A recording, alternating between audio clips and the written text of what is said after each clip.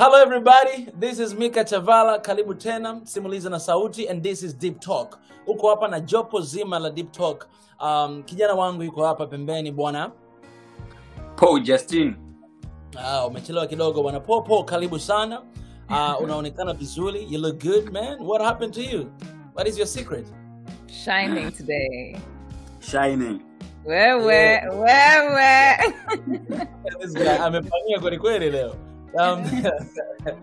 Like here, we have here our very own coach Dati. Dati, yes. Karibu sana.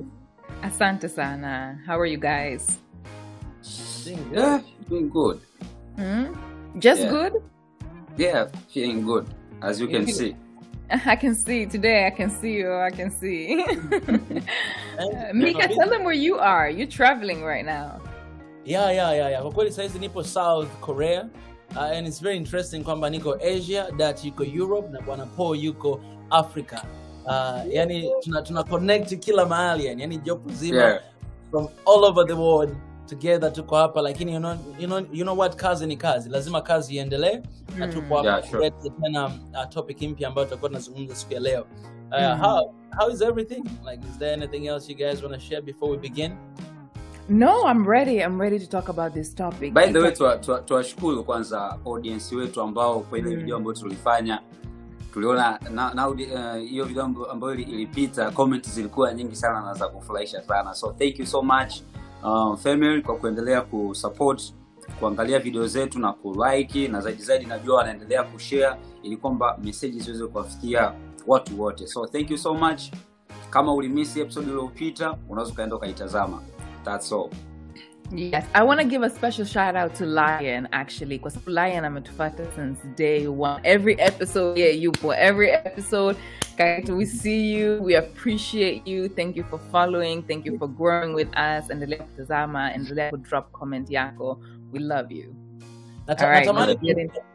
Natamani kuanzia sasa hivi Dati tuwe tuna style yetu wenyewe. Sasa tukiwa na shout out kwa mtu kama hivyo, basi naweza tukasalute hiyo mtu. All right, all together at the same time. Salute to jina lake ni nani msema? Lion. Yeah. Okay. Lion. All right, salute to Lion. All right, Lion. You got it. That's beautiful. Jeshi. Basi bila kupoteza muda, tuzungumze kidogo last week what were you talking about? Paul, nakumbuka topic ya last week nini tulizungumzia, na just summary kama unakumbuka chochote. Unaweza ukashare na sisi, kwa sababu nakumbuka ulikuwa na mengi sana kuzungumza bwana Kilahagazwe. Sasa tutaarifu kwamba wiki iliyopita ni kipi tulizungumza.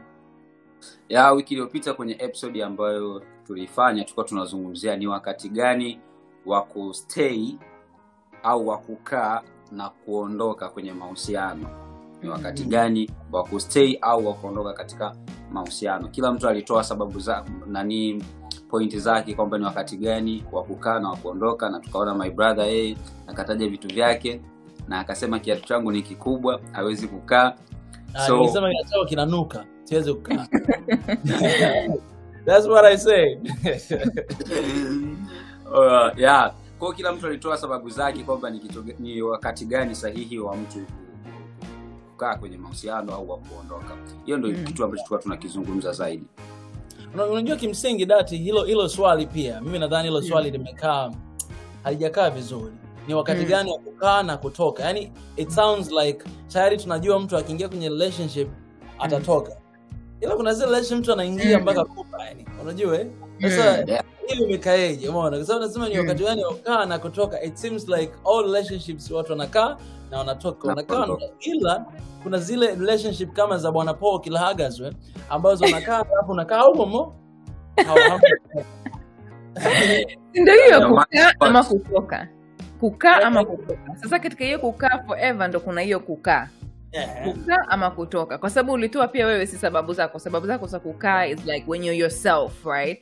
Kwa hiyo kama unaweza kukaa na mtu milele kwa yani mwenyewe to rediscover yourself, na kumwacha yule mtu pia akakurediscover pia akakupenda vile vile kama ulipo, ni sababu ya kukaa. Kwa hiyo tunaonekana kama kaka Paul is the only one ndo amefanikiwa kufika huko as of yet. Wewe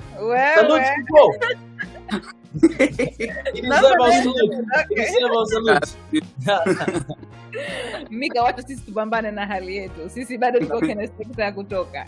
Kwa kweli sisi bado tunajikongoja, bado tunajifunza kutoka kwa Kilahagazwe. Na usijali watazamaji wetu, ndugu zetu ambao mnatufuatilia, msijali kabisa kwa sababu tupo pamoja. Kuna watu ambao wanafanikiwa kama wakina Kilahagazwe, ndio wote anang'aa pale mafuta mengi. Itabidi next time nikupe poda. Lakini kuna watu wengine kama sisi ambao bado tunapambana na hali zetu. Tunataka kwenye topic ya leo. Dati. Haosi show leo wewe. Leo ni zamu yangu. Dati, tujulishe topic ya leo ni nini tunakwenda kuzungumzia? Topic ya leo tunazungumzia betrayal of trust. Sasa kwa Kiswahili sijui nani atatafsiri. Betrayal of trust. What happens? What do you do? What are the consequences? How do you heal? Tupeni stories zenu, Paul na Mika, what has happened? How have you processed betrayal of trust? Nataka kujua kwa sababu hata kwenye sekta ya kutoka, right, in any relationship, kukaa ama kutoka, kunafika muda, yani ukitaka kutoka inamaanisha something has happened. Usually is a betrayal of trust. Haimaanishi mtu amecheat. What is betrayal of trust kwanza kwa Kiswahili? Tuone leo nani ni Mswahili. Betrayal of trust. Kwanza betrayal yenyewe, neno betrayal ni usaliti.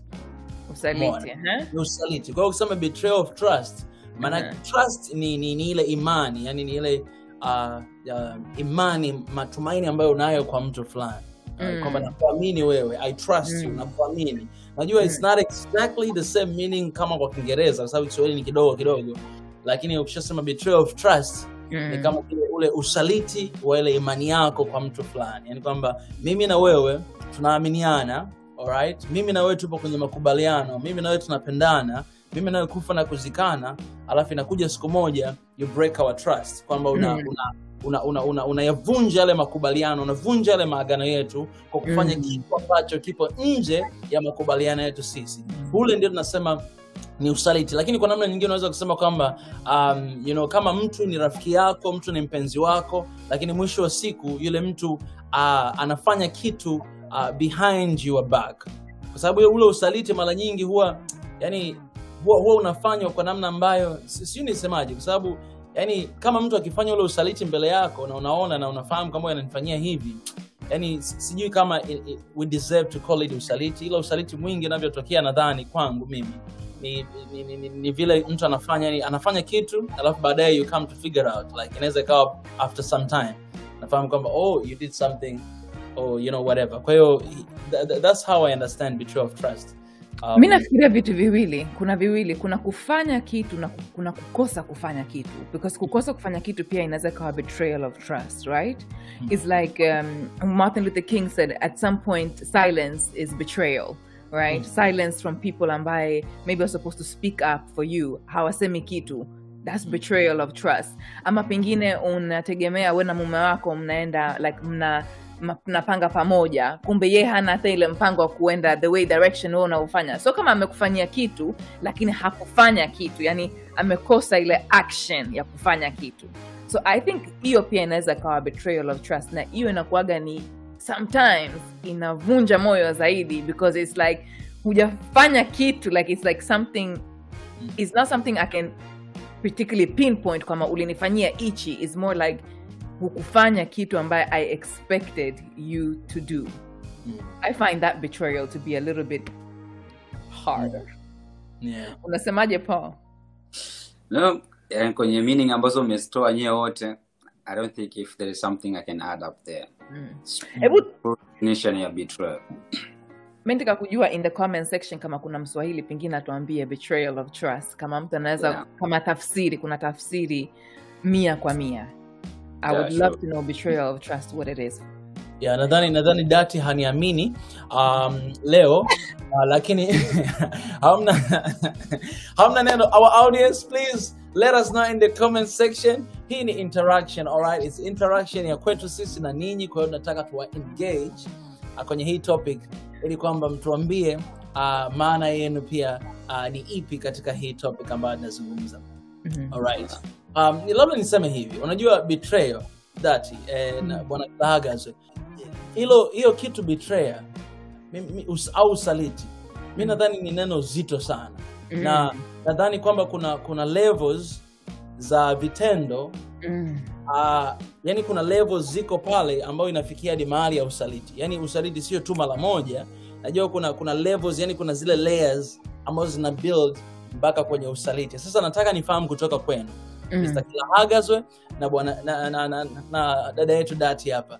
Tunaanzia wapi kwenye zile level? Yani kuna level gani ukifikia ndio nasema kwamba huu ni usaliti? Yani kuna zile stage kwamba kuna hii, after this kuna hichi, kuna hichi, kuna hichi, kuna usaliti. Si kama mnaelewa swali langu. Sasa mimi naye nitamkanusha kwamba kwenye usaliti hakuna level.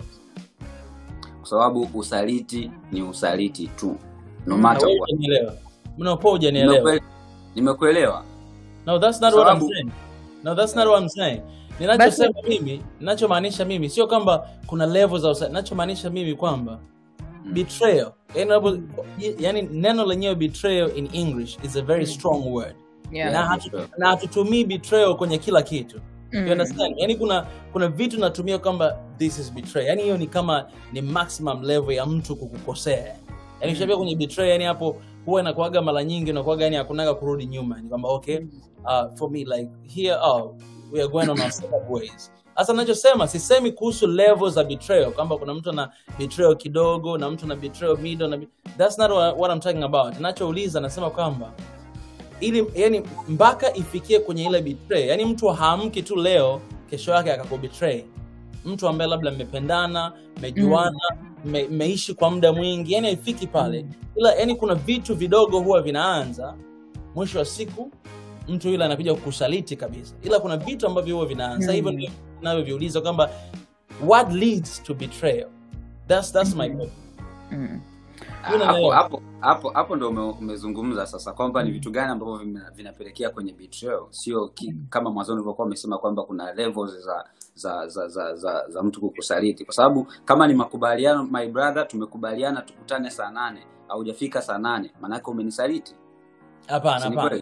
No, hawezi ukatumia usaliti kwenye kitu kama hicho. Yaani kama mimi na wewe tuna makubaliano ya kukutana saa 8 alafu umechelewa, huo sio usaliti. Yaani that's too much of exaggeration.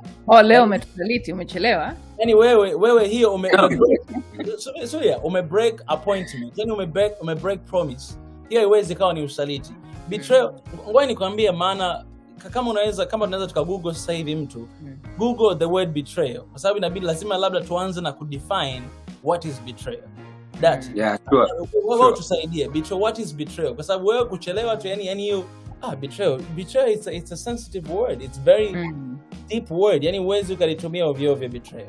Yani betrayal ni kama vile Judas alivyomsaliti Yesu na akamwangamiza. Yani ule ndio the level of betrayal. Lakini sasa hapo my brother blow hapo ndo anapochanganya. Yani yeye anaona usaliti ni mpaka mtu ametenda jambo likubwa ndo inaonekana ni usaliti. Lakini unapokuwa umeenda against na makubaliano ambayo tulikuwa tumeyaweka, huo ni usaliti.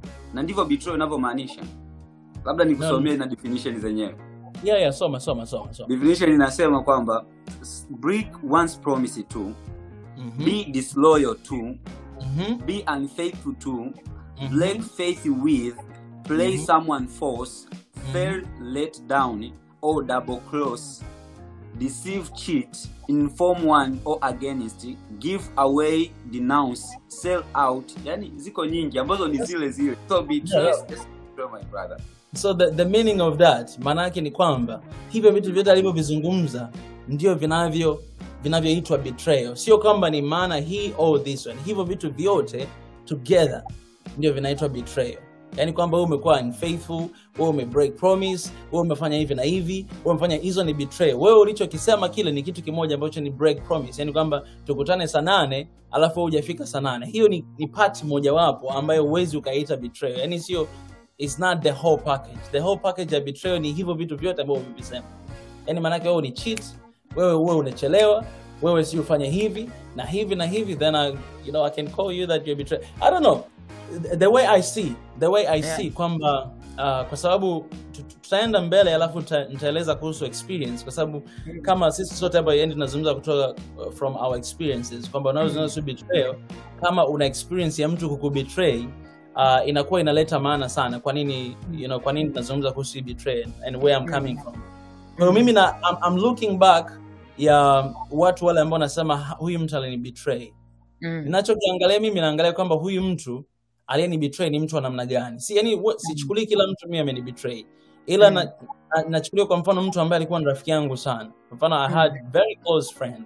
And a very close friend ambaye tulizungumza ni siri zote. Umeona? Yaani kila kitu anafahamu, tunafanya vitu vyote, kila siku tuko hapa na tunafanya hivi na hivi. Na nakumbuka kabisa mpaka mimi imefika hatua nimesema kwamba huyu mtu amenisaliti. Nakumbuka elements ya vitu ambavyo vilianza kutokea katika mahusiano yangu mimi na huyu mtu. Na tukua hapo kwenye mahusiano ni kimapenzi, alikuwa ni rafiki yangu tu. Rafiki zangu wakawa wananiambia kwamba bwana, huyu mtu huwezi ukawa naye karibu kwa sababu sisi tunaona tayari patterns za huyu mtu kuwa hana reputation nzuri. Yaani wewe ni kwa hiyo moyo wako umefunguka tu kuwa na mtu wote unajua unamsaidia, but no you're going to utaenda kuangukia pua. Na hilo ndilo lilitokea siku ya mwisho. Sababu I'm not going to go to the details kwa sababu labda wanaweza kawa naangalia hapa. Lakini vitu vilianza vidogo sana. Yeah.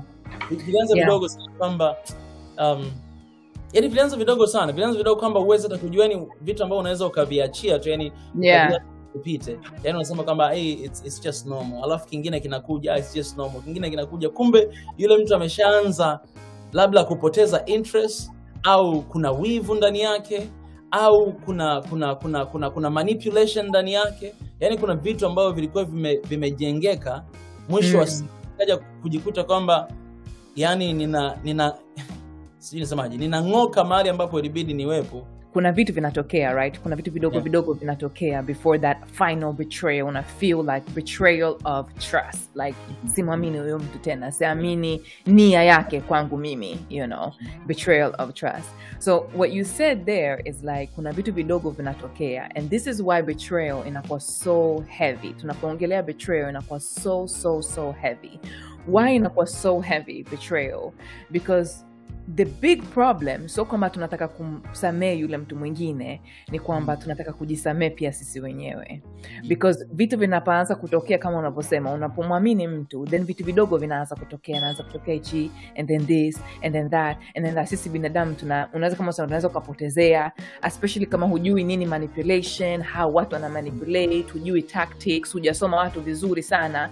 Unaweza tu ukawa na moyo yani unaweza kuwa mpole, right? Mtu mpole waga sana ni easy kumdanganya, right? Unampa mtu benefit of the doubt, na hakumaanisha pengine hivi.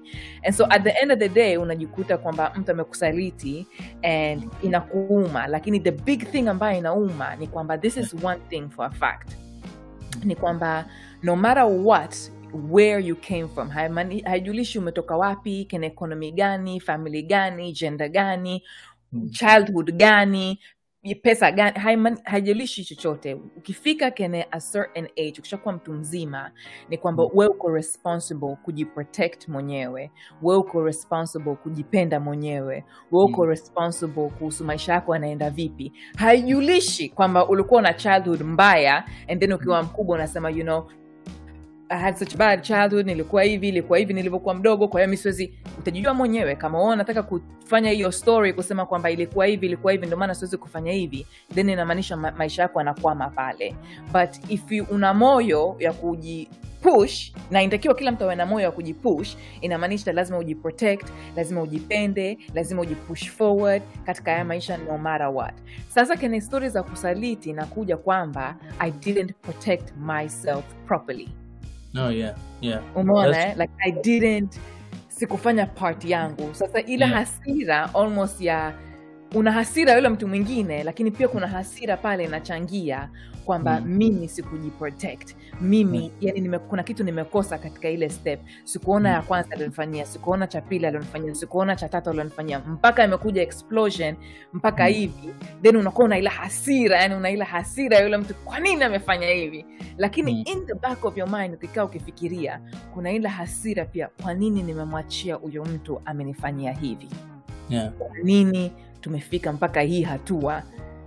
nikampa nafasi ya kunifanyia hivi. I think this is the biggest part of betrayal. Na I think this is the biggest part pia ambayo inafanya watu wanakwama. Yani ile kwamba unashindwa hata move forward kutoka ile betrayal, kwa sababu so kama unashindwa kumsamehe yule mtu, unashindwa pia kujisamehe mwenyewe. It's like, why did I let that go? That's what I feel betrayal of trust, why inauma so much. Mimi nimekuja kugundua. Kwa hiyo kwa mtazamo wako wewe Dati, kwamba ule usaliti, maana yake unasema kwamba ulishaanza tokea mwanzoni, si ndivyo? Yeah. Toka pale mwanzoni kwenye early stage, ila unajua kama mtu you give a benefit of the doubt kwamba hii labda ni sawa, hii ni sawa. Hapo baadaye unakuja kuumia zaidi, kwa sababu unafahamu kwamba kumbe from the beginning I didn't know that I was manipulated. Yani ilikuwa ninadanganya. Nilidhania huyu mtu, nadhani unajua kama umesalitiwa kwa sababu unakuwa umedhania huyu mtu alikuwa ni hivi. Alafu matendo yake baadaye unakuja kuona kwamba kumbe huyu mtu nilikuwa nadhania ni hivi, kumbe yuko hivi. Yeah. Na hiyo inatokea always tunapotaka jaribu kufanya yani tuna dream ya fantasy kuhusu maisha, and then tunajaribu kuweka watu katika hiyo fantasy yetu, right? Tunajaribu ku just push people in our fantasy instead of seeing things for reality. Watu wengi tuna vision ya future, right? Tuna vision kwamba mimi na partner wangu tutakuwa hivi, mimi na ndugu zangu tutakuwa hivi, mimi na rafiki zangu tutakuwa hivi, and then tunakuwa so tunneled vision to your future kwamba tuna fail to recognize the reality. Tuna fail to recognize nini inatokea sasa hivi, because unapanga na binadamu wenzako na yeye pia anapanga. So this is the thing that we sometimes miss as human beings. Vitu vinapotokea sometimes unaweza ukajikuta inapotokea una feel like mbona amenifanyia hivi, like mbona imekuwa hivi this time, and then faster akili inapotezea like hakumaanisha, ilikuwa hivi. So I believe like, you know what, we do see it from the beginning. We fail to recognize it because we fail to see reality as it is. Tukiona reality as it is, tunakosa vision of our future. Like we think that if I see it for what it is, then I'm not going to get what I want. Sitaki kutoa opinion yangu kwanza. Nataka nisikize opinion zetu wadau, na watu ambao wanatazama pia tuambie kwenye comment section. Nani alaumiwe? Umesalitiwa, je, una makosa wewe au ana makosa ile mwingine, au mna makosa wote?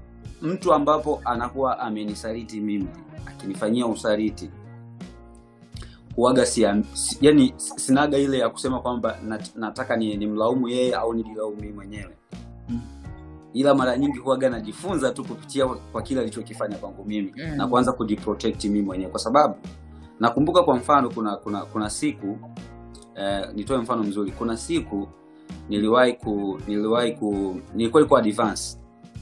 Nilikuwa na rafiki yangu mmoja hivi, nikamwazima daftari langu.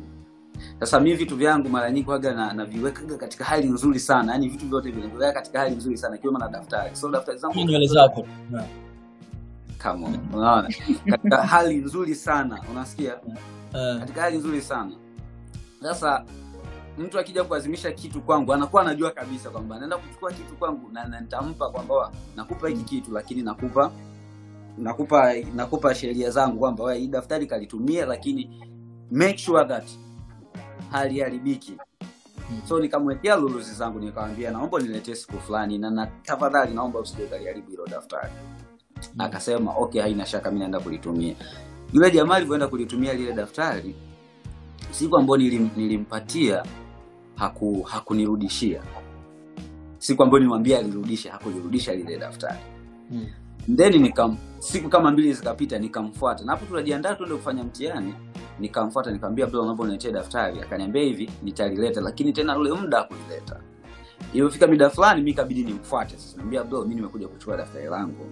Kwanza lile daftari kwanza kwa shaliona, kashali haribu kabisa, yani limejikunja kunje. You see? Limejikunja kunja, alafu pia kapitiliza tena na muda ambao nilimwambia, na nimeshamfuata mara kadhaa. Means amenisaliti kwenye zile steps ambazo tumezitaja pale mwanzoni. So nikamwambia hivi, naomba nipatie ile daftari. Akakataa, akaniambia hivi, nitakupa nitakapojisikia. Nikasema come on, daftari ni la kwangu, alafu unaniambia utanipa pale utakapojisikia. na nimekwambia unipatie na kitanda chako kile pale, maana tuko hostel, namwambia kitanda chako kile pale na una uwezo kwenda kuchukua daftari langu ukanipatie. Nikamwambia acha huo ni utoto, naomba kanipatie daftari. So the moment naongea hivyo, yani nageuka, jamaa alinipiga ngumi ya hapa. Really? From nowhere alinipiga ngumi ya hapa. Yani ile nakuja kugeuka hivi niangalie, yani nakutana na damu zinachilizika. Sijakaa vizuri tena, akanipiga ngumi ya hapa. You see? Na mkumbuka kabisa jamaa. Paka damu zikaanza kuchilizika, zinatoka puani. You see? Basi ndo maana upande wako ni kama umevimba hivi nini? No, I'm serious guys. I'm serious. You see? So the moment nipo na yani nimeinama, maana nilikuwa nimeinama, alafu watu wakakusanyika pale, wakaanza kwa sababu walikuwa wanaona ile situation, wakaanza kumzozoa jamaa kwamba kwa nini umefanya hivi. Sasa mimi nilikuwa nafikiria nifanye nini. Unajua asila nini zinakuja nyingi sana, so nilijikuta yani nakuwa na nafsi ya kutaka kumlaumu yeye, nikawa na nafsi ya kutaka kujiprotect mimi mwenyewe na zile asila nilizokuwa nazo. So that's how always ninavyokuwa na react. Kitu chochote kile kinatokea, kiwe kizuri, iwe ni usaliti wa namna gani, kuwaga sitaki kuilaumu nafsi yangu.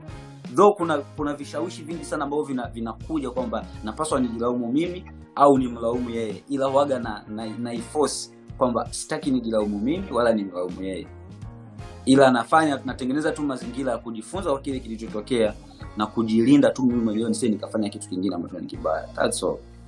Kwa hiyo kama hapo umejilinda vipi? Yaani kama hapo what did you take away? Yeah. Kwa mfano, by that moment kitu ambacho nilikuwa nakifikiria alivyonipiga, kwanza kulikuwa na kisu pembeni. Sasa mawazo yangu ilikuwa ni kuchukua kile kisu.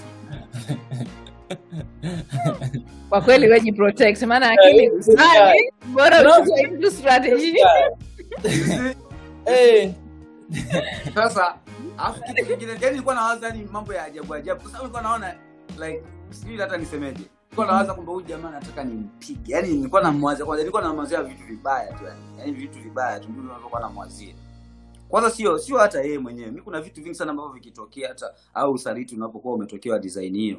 Mara nyingi kitu ambacho waga namwazia yule mtu ambaye amenifanyia, waga namwazia mambo mabaya sana kwamba nikimfanyia hivi vitu vitakuwa ni vitu vibaya sana. So kitu ambacho waga nakifanya, waga na fight tu mimi mwenyewe kwamba sitaki nimblame yeye wala nijilaumu mimi mwenyewe. So I have to protect myself nisije nikafanya kitu chochote kile ambacho kitakuja kuleta impact nyingine mbaya yote. Kwa sababu najua katika namna yote ile nikireact, si tu react positive.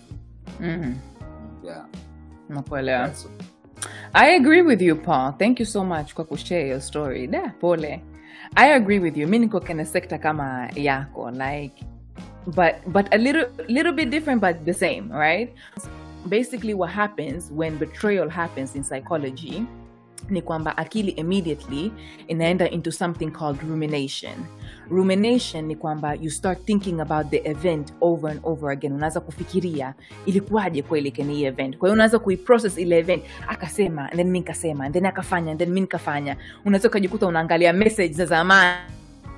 This in psychology is called rumination. And basically what is happening ni kwamba you're thinking about the event over and over again in order to make your brain feel like you got some sort of control. Because when you betrayal inapotokea, what happens to the brain is, I have no control. Kuna kitu kimetokea unexpectedly, sikutegemea, it's out of my control. The brain automatically, when something happens out of the control, inasema panic. Because thousands and thousands of years ago, when something happens unexpectedly, it was a threat to your survival. Hata, yani, your being was hard to survive. Just sometimes naongea kwa Kizungu alafu najaribu kuongea kwa Kiswahili kwa sababu nimeona comments zenu, lakini it's so hard napoongea ku translate vitu kwa Kiswahili. Yeah. Lakini I hope you guys can follow anyway. So this is what happened basically, right? We ruminate in order to have some sort of control. It's for our survival. Lakini sasa nowadays, we don't survive in the same way. You don't need to ruminate the same way because your survival is not a threat. So basically, you're doing this more or less because of your ego. unataka your ego intact. There's something kwa mtu amekusaliti, why amenifanyia na hasira naye, kwa nini I didn't deserve it. So it's basically to keep your ego intact. So I just realized, you know, in life, mtu anakusaliti because they don't know any better. That's the period. When you know better, you do better. Mtu anapo healed people heal people, hurt people. Mimi napokuwa na siwezi kwenda kumsaliti mtu mwingine. Mimi napokuwa niko vizuri, siwezi kwenda kumfanyia mtu mwingine kitu kibaya. Lakini mimi napokuwa siko vizuri, but automatic, bila hata kutaka, behavior yangu, kwa sababu akili yangu already iko kwenye defense mode, because already I'm hurt, already I'm looking for trouble, nitakuja kufanya kitu, eventually ita trigger something, and then all of a sudden tuko in spiral and then betrayal, right? So I always feel like mtu anaponifanyia kitu, najaribu kufikiria kwamba huyu mtu amefanya kutokana na uwezo wake, akili yake, right? So inamaanisha kwamba akili yake alikuwa hana ile uwezo ya kufikiria beyond this thing. That's why amefanya this thing. It's okay. It's according to limit yake. So in this process, I also believe katika maisha hakuna kitu ni makosa. Mungu hakosei, na hakuna kitu in the universal law ni kosa. So in anything that happens, I always believe like, okay, hii kitu imetokea, so makosa yake. Yeye amefanya according to limit yake. So what was this for me? Like, Mungu alikuwa anataka nijifunze nini katika hii kitu, right? Nikishachukua ile funzo, nikishafikiria, nikisha ruminate, nikishasema okay, kene hii situation nimechukua funzo 1, 2, 3, and I do this very actively. Very, very actively, very consciously. Nimejifunza 1, nimejifunza 2, nimejifunza 3, nimejifunza 4. Nikishakusanya funzo zangu, nikishaona kwamba you know what? I've gathered what I can out of this situation. Now it's just a process of letting it go. Sikulaumu, sijilaumu, na kusamee, na najisamee. There's really nothing to forgive. True forgiveness is realizing there's nothing to forgive. Kwa sababu kila mtu anafanya according to uwezo wake. So then it's easy to let it go, easier to let it go. And then unapojikuta kwamba akili inarudi, kwa sababu unaweza ukaamka siku unapiga mswaki alafu unafikia yule siku fulani alilonifanyia, you know, you just thinking about something mtu amekufanyia. Then after ukishafanya ile process kwamba I release you, I release me, then anytime hiyo inapotokea, I just go, I choose to let go. Najiambia tu, I choose to let go. I choose to let go. I choose to let this go. And then that's it. Sijilaumu, simlaumu. What about you, Mika? Yeah, nashukuru sana kwa majibu yenu, lakini mimi binafsi sikubaliana na ninyi wote wawili kwamba haujilaumu au mlaumu. Nadhani Nabii tuomeze kwanza, Yeah, mimi binafsi nadhani that's not the right place to stand. Place ya, yani kisema kwamba simlaumu yule na sijilaumu mimi, nahisi kama it's a very political answer. Kwa sababu kila mtu, sisi binadamu, we have feelings, right? Na betrayal, the reason kwa nini betrayal ni ngumu sana na ni mbaya sana, ni the feeling that comes from out of that betrayal. Yani mtu akikusaliti ile kwamba yani wewe, yani ndani ya watu wote, wewe ni ndugu yangu. Kwa mfano kuna hii kesi ya Pogba na kaka yake. Unaona? Sasa kaka yake huyu ambaye anaenda kwenye mtandao na kusema kwamba Pogba sio alienda kwa mganga, sio alitaka sio kumloga Mbappe, sio nini. Hiyo ni betrayal ya kubwa sana ambayo yani huioni, you cannot expect. Yani huyo ni familia, brother wako, alafu anaku expose kwenye dunia nzima. Yani anaweza karun maisha yako yote, kari yako yote kama hivyo. Sasa feeling inayokuja out ya ile betrayal ni feeling zito sana, ambayo us kama binadamu ambao tuna feelings, tuna feel, tuna sense, lazima kuna feeling, lazima kuna sense ya kulaumu itakuwepo. Sasa hiyo sense ya kulaumu ipo ya namna mbili. Kuna ile ya kulaumu ambayo unabakia tu na laumu kwamba na kuna ile ya kulaumu ambayo unachukua hatua. Mimi imani yangu binafsi ni kwamba kila mtu anamlaumu. Sasa kwenye hii kesi kwangu mimi, mtu akulaumiwa kama nimebetray, kama mtu amenibetray, amenifanyia usaliti, ni mimi mwenyewe. Mimi ndiye ninayejilaumu. Na kwa nini najilaumu? Kwa sababu it's a sense of taking responsibility.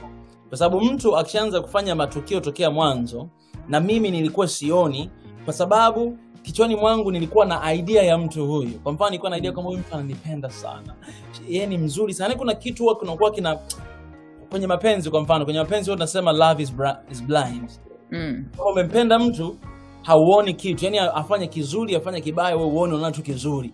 Huyo mtu amepumua unaona tu ni nzuri. Yani naweza kumwambia hata mshuzi wako unanukia vizuri. Au mtu anapenda mishuzi. Mambo yake anachofanya kwa sababu ya ile love. Ni kitu ambacho I experience myself. Yani ile love, ukishampenda mtu, haijalishi yule mtu ni mbaya kiasi gani au anaongea kiasi gani au anakula vibaya kiasi gani. Kuna wengine anakula unasikia kama nguruwe anakula.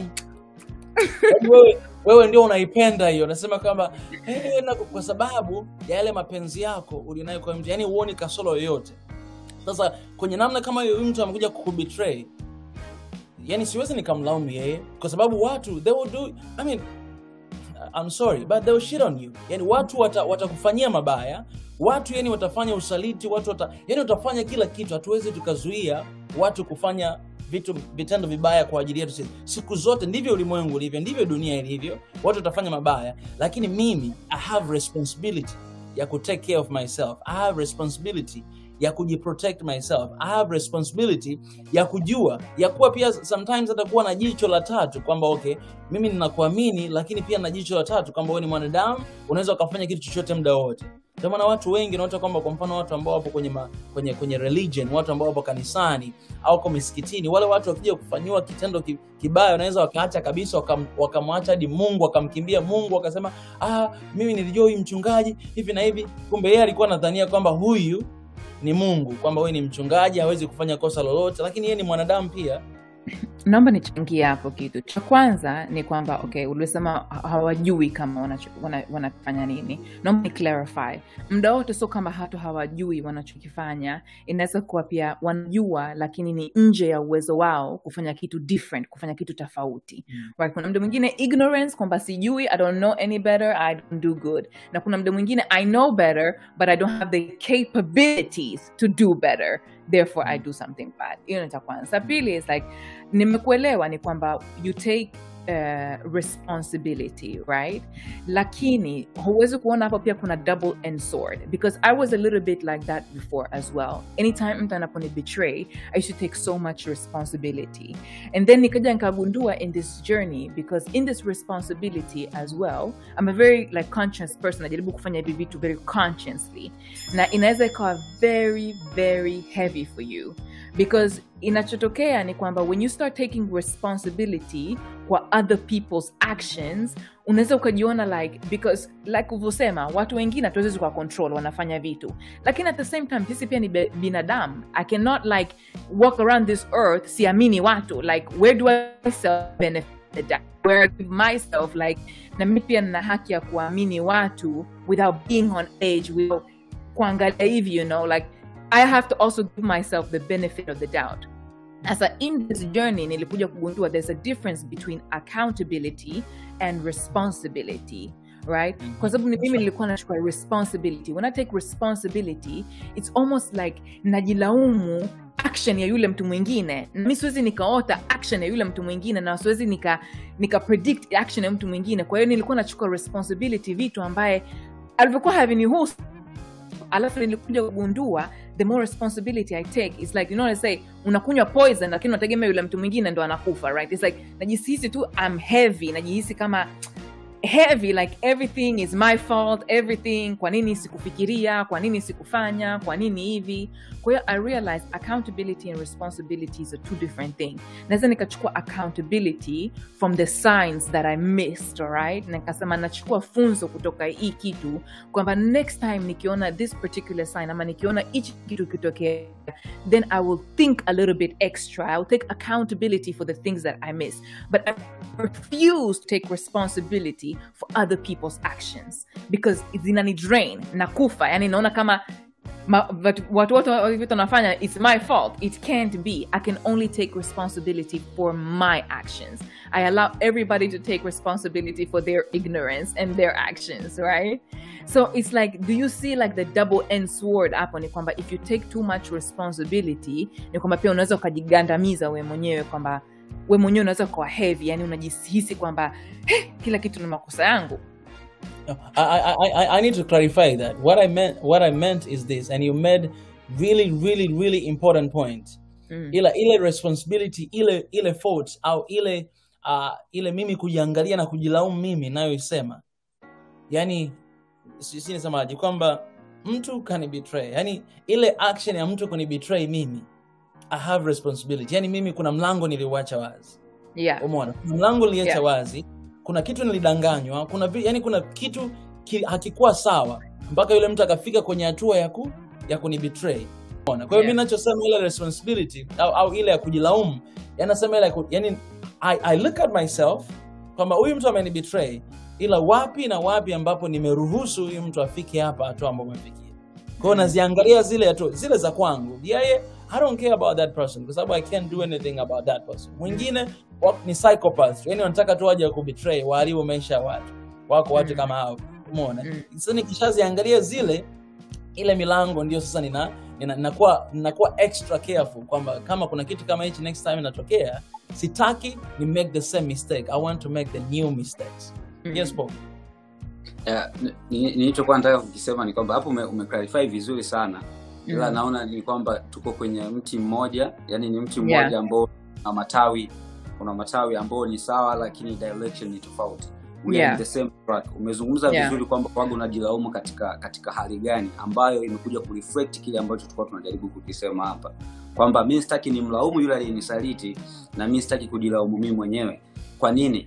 Na nikasema nabidi nijifunze kwa kile kilichotokea. Hicho ulichokisema ndicho kinachotakiwa kufanyika pale mtu anapoanza kujifunza sasa.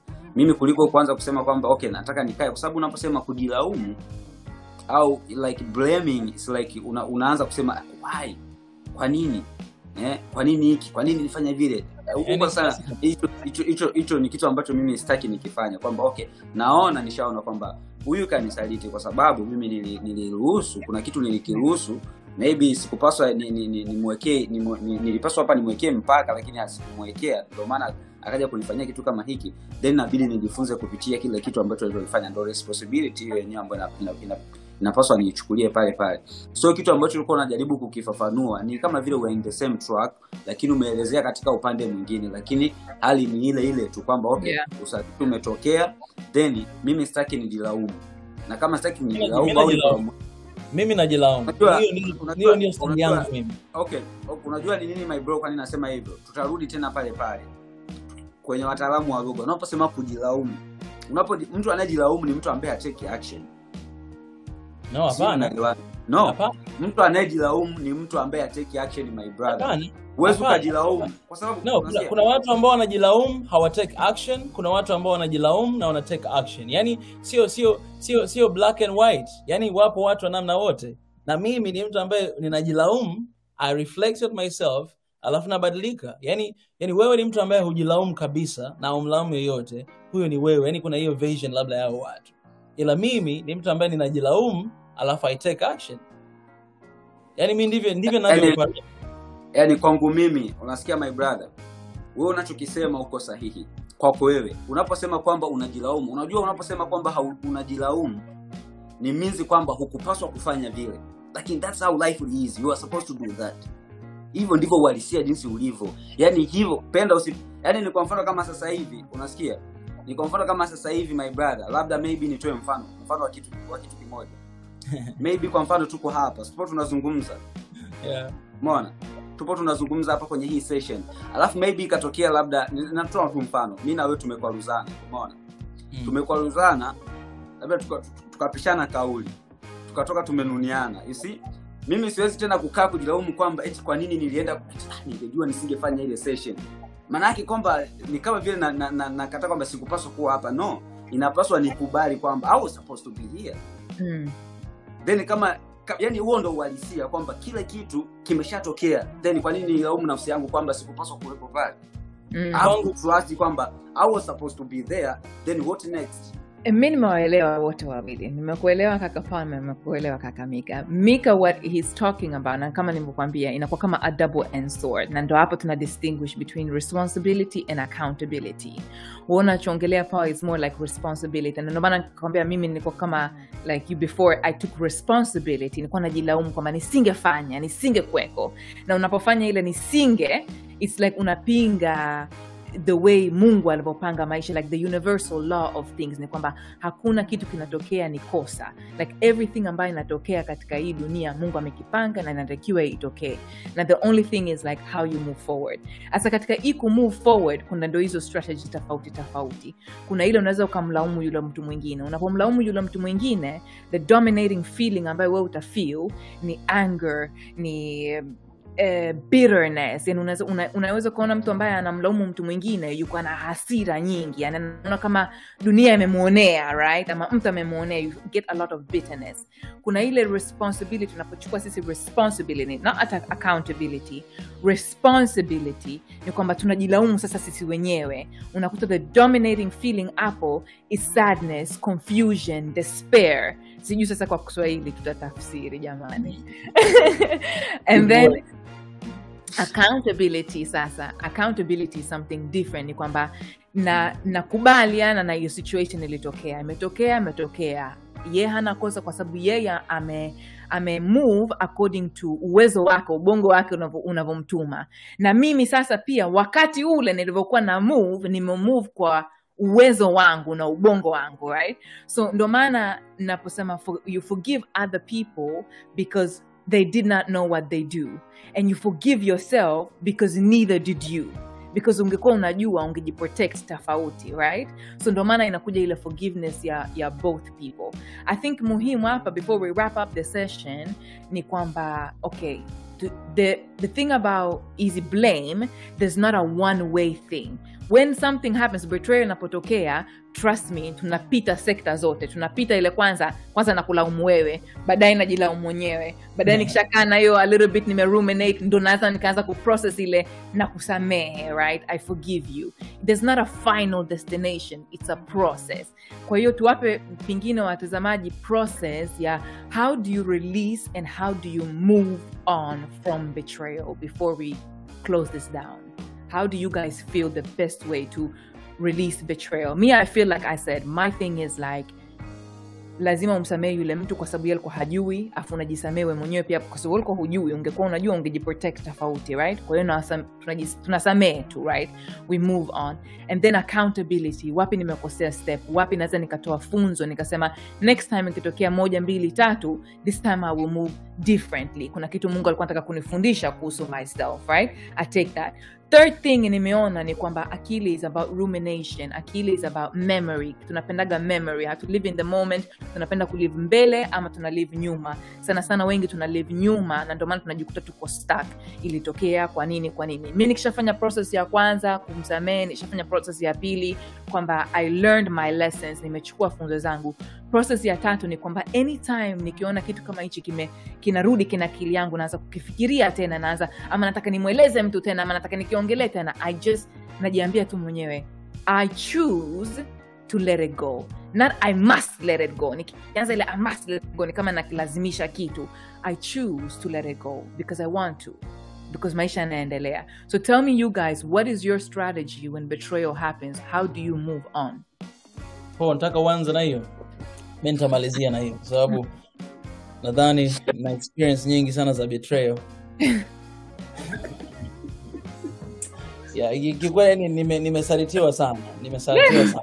Nimeona kwa sababu leo topic imekuwa heated. It's like no.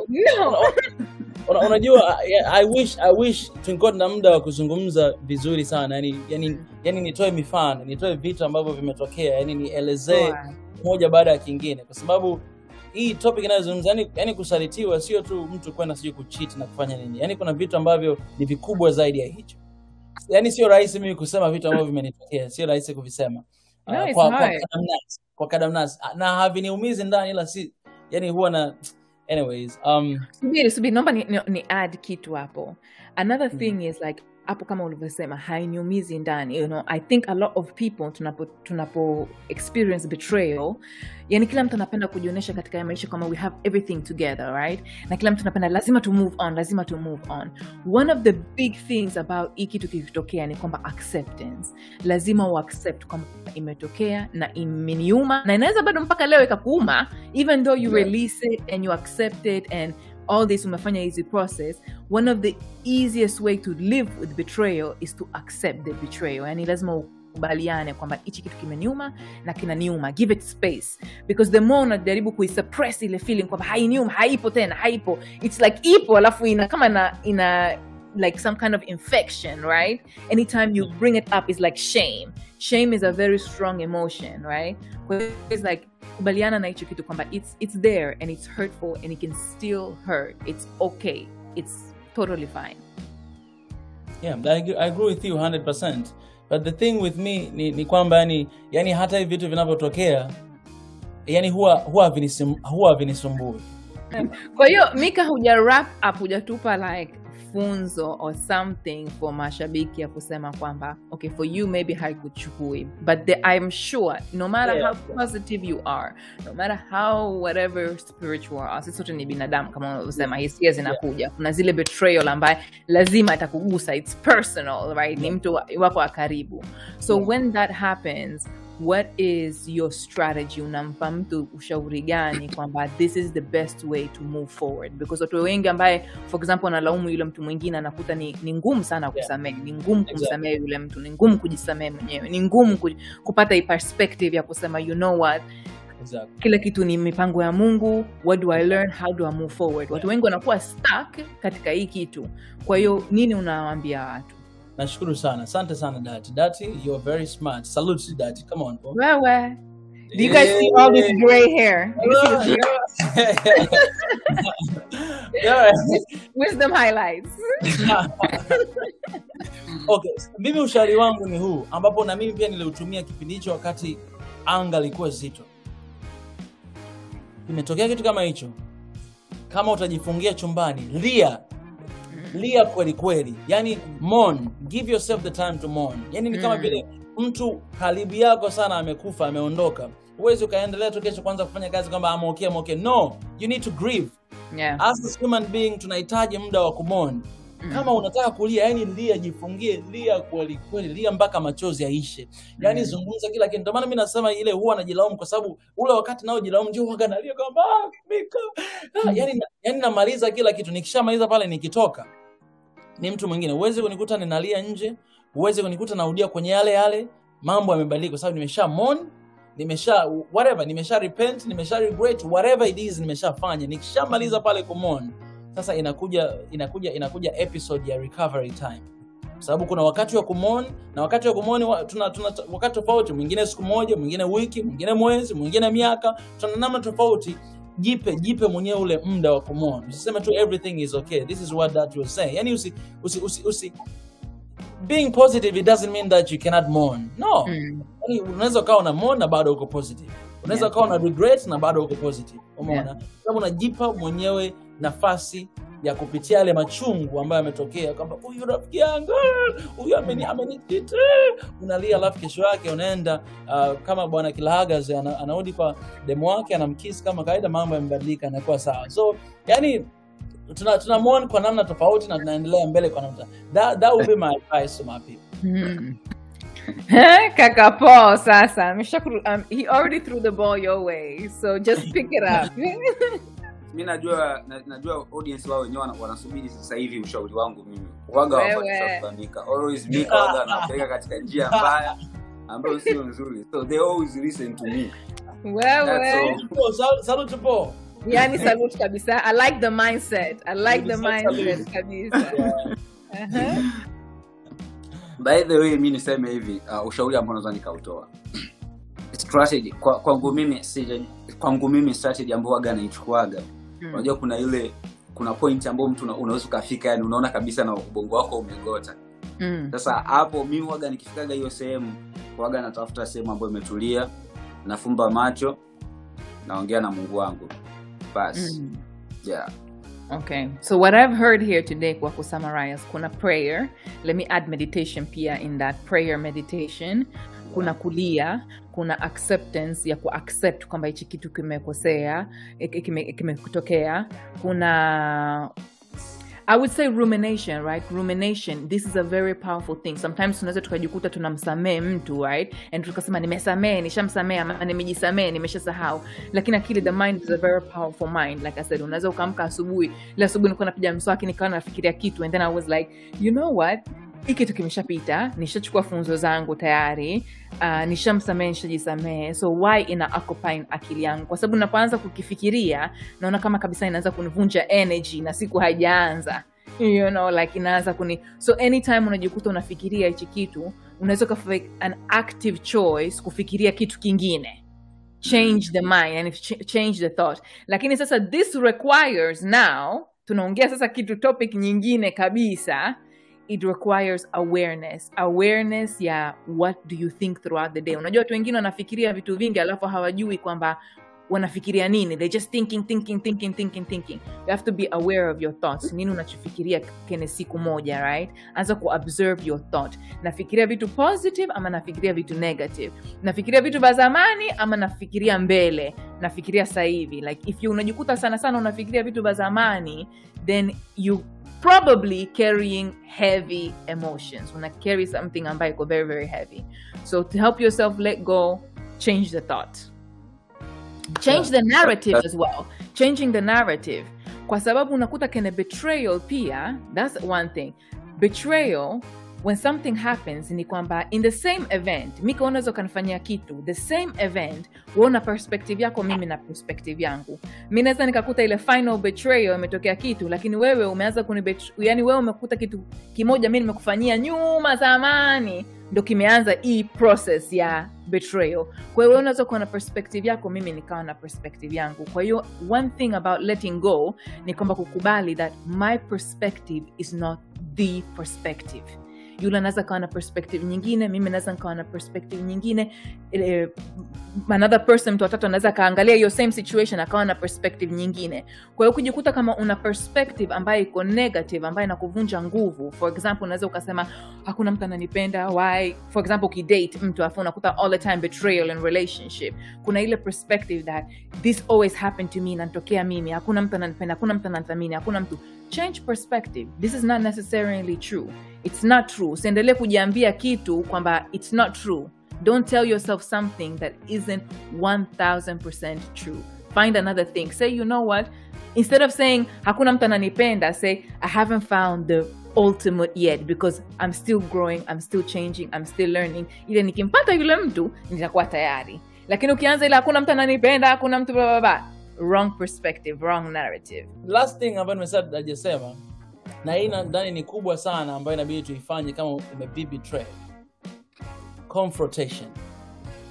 Mimi nadhani yule mtu aliyekubetray mara nyingine unaweza sometimes it's hard. Yani unaweza usimove on kama usipokutana na yule mtu macho kwa macho, ukamuuliza bwana, kwa nini hili jambo limetokea? Na hii najua ina timeline. Yani hauhitaji kufanya hiyo kesho yake. No, go, umeshamourn, umeshalia, umeshahakisha kama vitu viko sawa, umeshafanya kila kitu, umeshaomboleza uko sawa. One day, siku zote huwa naamini siku moja utapata wakati wa huyu mtu kukutana naye. Yani naweza kukutana tu by coincidence. Ushakutana naye. You face your devils.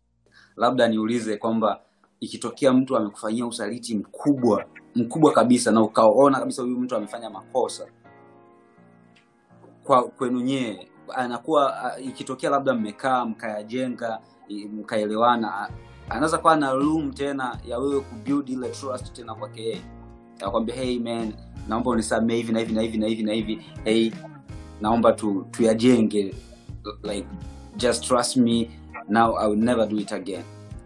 Hiyo room ipo.